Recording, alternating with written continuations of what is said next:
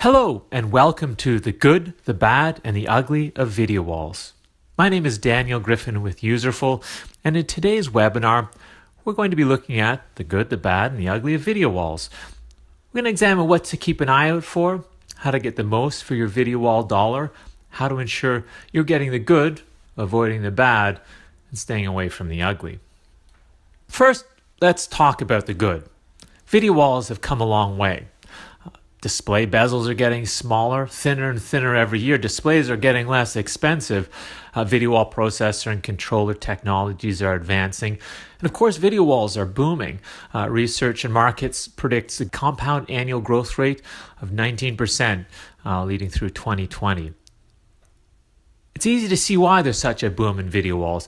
Part of it, of course, is driven by the boom in digital signage. As displays proliferate, there's screens everywhere, and video walls, they're designed to help you stand out in the crowd. And the more individual displays you see, the more people are going to want to combine them into video walls for a higher impact, for more of that wow factor to really command attention. And of course, in the command and control space, there's an increase as well, as many organizations are looked to take advantage of visualization, working together on a large synchronized series of screens. Video walls are in demand. And the great thing is, with video walls today, if you can dream it up, you can probably deploy it. Video walls have truly come a long way. Let's look at a few different images here of unique video walls, unusual arrangements. All of these you can see are a little bit different and designed to command attention, attract interest, draw eyes to the message that you're wanting to deliver. You can do a whole lot more today with video walls than you could just a few years ago. And that's one of the key things that we want to drive home in this webinar. You can deploy very large video walls out of the box products that support up to 100 screens. You can rotate individual displays. You can mix display sizes and types. You can offset displays for a unique one-of-a-kind look. All those sort of images we've just examined now. And of course, you can also synchronize across displays on different sides of the room. You can synchronize video walls with digital signs and do totally unique immersive things. You can also now create interactive experience with touchscreens, kiosks that interact with video walls. APIs allow you to automate video wall functionality to pull in third-party applications, connect with things through the cloud, allow those to trigger changes in content and configuration changes on video walls themselves. It's a truly amazing world, all the things you can do with video walls. They've changed dramatically, and video walls now, they can be broken out into zones. You can have multiple video walls showing different content on different portions of the video wall, and again, change that up on the fly. And this is all good. If you're looking to deploy a video wall today, know this. You can do totally unique things, and in a little while, we'll show you how you can do that without breaking the bank or setting yourself up for headaches in terms of installation, support, and maintenance. But there is still the bad and the ugly to watch out for. So having run through some of the good, let's talk a little bit about the bad and the ugly. One of the real concerns in the video wall space today is that there are still companies charging crazy amounts of money for the kind of functionality we've just talked about. You want a video wall that has a unique look and feel. You want a video wall with an unusual aspect ratio, a banner perhaps, or a long column of displays, a mix of how portrait and landscape displays might go together. Or you want just a very large video wall. You want to push large amounts of content. Everybody's talking about 4K, but there's 8K content being deployed as well. You want multiple sources of content on different zones. You want to be able to change things on the fly. You want interactivity. You want an API for advanced integration with third-party applications. Yes, as I said, all of these things can be done, but the bad of video walls is that there's companies out there wanting to sell you expensive proprietary hardware at a huge overcharge in order to do this kind of thing. There's out of this world price tags on video wall processors and controllers these days that really are continuing to be drags on the market. So that's a bit about what's bad with video walls. They're just asking so much money that it can put the project in jeopardy. I can't tell you the number of times I've seen projects sink because the customer vision runs into the reality of the pricing that some companies are looking for. So let's look at why some of those companies are charging so much money and try and get to the bottom of that and find better solutions. So lots of video wall controllers and processors are using proprietary hardware. We've got a black box with X number of inputs, Y number of outputs. You can put HDMI in and you get out the HDMI outputs and it puts them up onto different displays that are all synchronized. It's specialized hardware. It's expensive to produce and support. It comes in small volumes and they charge a lot of money for it. Now, some in the AV world have made a habit of making solutions complicated so they can charge more. And that's the way a lot of these things look, but it doesn't need to be that way. We'll get back to more of the good in a moment, but that's the bad of the video walls today. There are some solutions that can charge an arm and a leg if you want anything beyond a simple 2x2 or 3x3 video wall. So let's talk then about the ugly. Beyond the cost, what's ugly is that there are still hidden complexities and headaches with a lot of these video walls. So in terms of the ugly, let's talk a little bit about some of the pitfalls and how to avoid them when you're looking to purchase and deploy a video wall. Obviously, with video wall processors and controllers that are built on proprietary hardware, something to keep an eye out is the service and replacement. That can be difficult. You've just paid $80,000 for a video wall controller, which to start off with, of course, about 10 times what you should be paying. But beyond that, often these boxes can only be serviced by specialized techs. So if you have a problem, you could get stuck a while waiting for one of those techs to come and support you. Beyond that, some of these video wall solutions aren't very scalable or flexible. It's what you purchase is what you get. If you want to be able to grow your video wall as your business grows, change the functionality and features of it, you're going to be out of luck. So, if you think of buying that $80,000 piece of hardware, and it's got X number of inputs, Y number of outputs on your video wall processor or controller, if you want to change that, it's going to be a real headache. Beyond that, often as you roll out a deployment and your company changes, your business changes a bit, you realize you want to maybe add some new functionality. Maybe you want to increase the resolution of your content, or maybe you're looking for some interactive features. Maybe you're looking to tie it in through an API. And so a lot of solutions that derive all their features and functionality from the hardware and maybe don't have a software element to unlock new features, take advantage of new developments, they could be looking ugly in just a few years. So keep an eye on that as potential concern on the ugly front. How is it going to grow with you? How is it going to scale as you grow? Does it have the flexibility you need, not just for what you're looking for today, but what you might be looking for in the future? Another point about the ugly on the software front, watch out for software that comes discounted or even free with displays. You'll end up spending hours trying to figure out how to make it run, and when you need support, you may have trouble finding it. So if the price is free with your displays, you got to wonder about the quality of the ongoing support. So that's enough about the bad, enough about the ugly. Here at Userful, we're different. We've kept the good and we've gotten rid of the bad and the ugly. Remember all those images I showed you? Let's look at them again. Roll through these. So yes, you can do all of this, but with Userful, you can do it at a fraction of the cost of other solutions. And without the complicated cable nests, the relay systems, the confusing software, proprietary hardware, the overpriced black boxes that are built into controllers and processors, without the custom-built computers with extra video cards slotted in, without the unhelpful support teams, you can do all of this in a simple, cost-effective way. So how is Userful different? Well, Userful takes a standard PC and turns it into a high-performance video wall processor, video wall controller. It connects the displays over the network. It allows you to deploy video walls of up to 100 screens, up to 8K source content, up to 60 frames a second, all using an off-the-shelf PC. That, of course, helps drive down the costs. Instead of turning to a proprietary black box for a controller or processor, you take a standard PC, add Userful software, and you're off to the races. That ensures you're taking advantage of the lower prices and availability of PC hardware.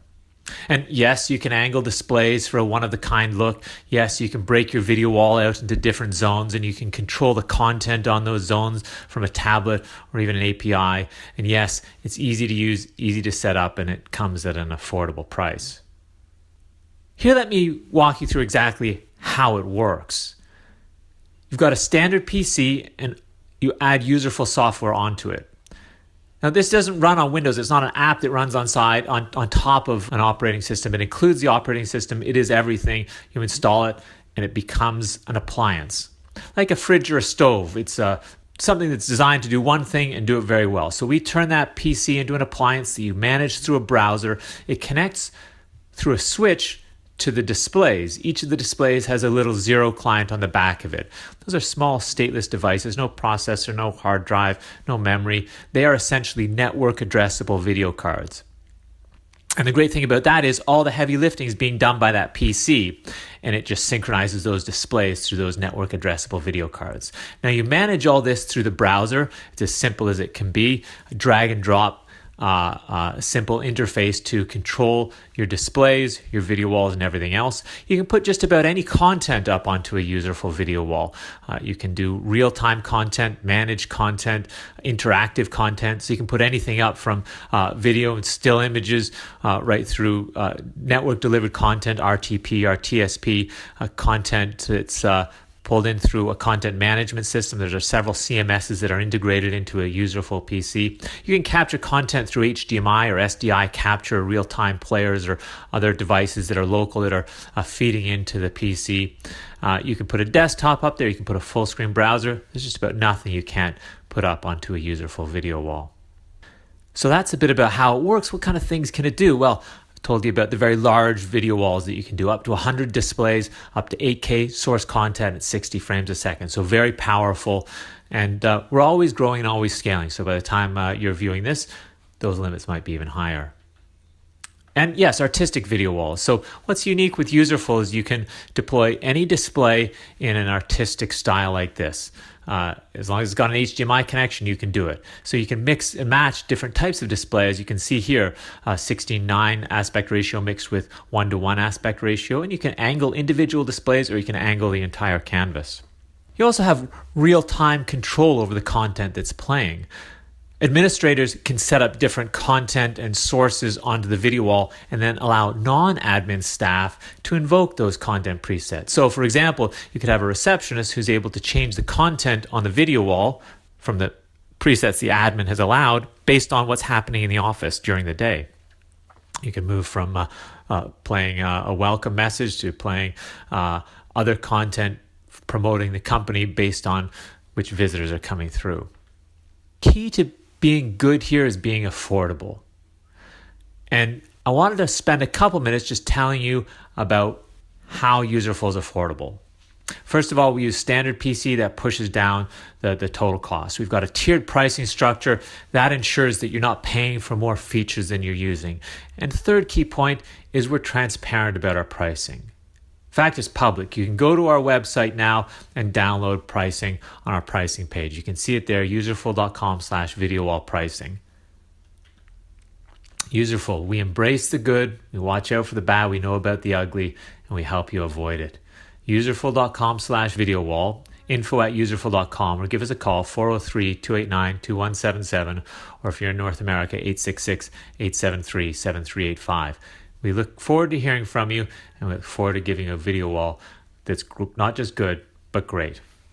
Now, I mentioned that Userful is controlled through the browser. What I wanted to do now is walk you quickly through the Userful Control Center and show you how all of that works. This is where you're able to control all the displays connected to your Userful PC. I'm showing you a demo version, and you can use it yourself at demo.userful.com. First, a quick overview. On the right-hand side, here we've got the displays, both individual displays and video walls. Beside those, we've got content. Beside those, we've got the control options. I'm in mapping right now, but I can go to displays, see the displays that are connected there, storage, settings, and support. When in mapping, I've got a couple of other options. Show IDs, which would now show all of the screen numbers on those actual screens. New source, which you use to create content. I'll create one just now so you can see how it works. Capture to capture an HDMI source through a Blackmagic capture card. You can see it's quick to set up. I'm just going to choose the default settings. Once I click OK, that option is now visible down at the bottom. I can simply drag and drop screens or even video walls down, and now those will play that capture source. When there's only one source, it will automatically play. If there's multiple sources, you can choose to have it automatically play using this icon here. Now you can see when I move a screen around, it's highlighted in yellow. If I click apply, that pushes those changes out to the displays themselves. Let me click on that video wall, and I'll show you a few cool things you can do through the Control Center with video walls. First off, we've got a 9-screen video wall here. I can add rows and columns and then assign screens. I can also rotate the entire canvas. I can look at it through this spacing interface. I can also switch it to artistic, which allows you to rotate individual displays to any angle. Through this display settings interface, you can rotate on a numeric value and place on a position on XY canvas using numeric values as well. You can also force the display size here. With Userful, you can mix display sizes and types on an artistic video wall. The size is dictated by the EDID, but can be overridden through this interface. I'll click OK there, and now you can see I've made those slight changes and they appear here on the Control Center. And I can drag and drop these to any of the different content options that they've got. And here you can see some of these zones that we've got can be dragged and dropped and placed in different spots as well. Let me show you how zones are created. I click the plus button, add additional zones, and then select the displays that I want to be in that zone. I can create multiple zones, and once I click OK, those zones appear here unassigned, and I can drag them and drop them down to different content sources. Now, obviously, only one piece of content can be played on any zone at any given moment. This has been a quick tour of the Userful Control Center. You can visit userful.com/demo to try it out for yourself live right now. Get in touch with us with any questions. We're always happy to chat.